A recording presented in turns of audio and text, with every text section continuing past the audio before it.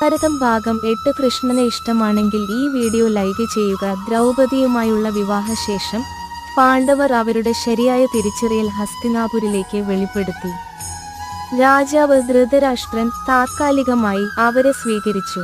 ഭീഷ്മൻ, വിതുരൻ, കൃപാചാര്യൻ എല്ലാവരും അവരെ പിന്തുണച്ചു.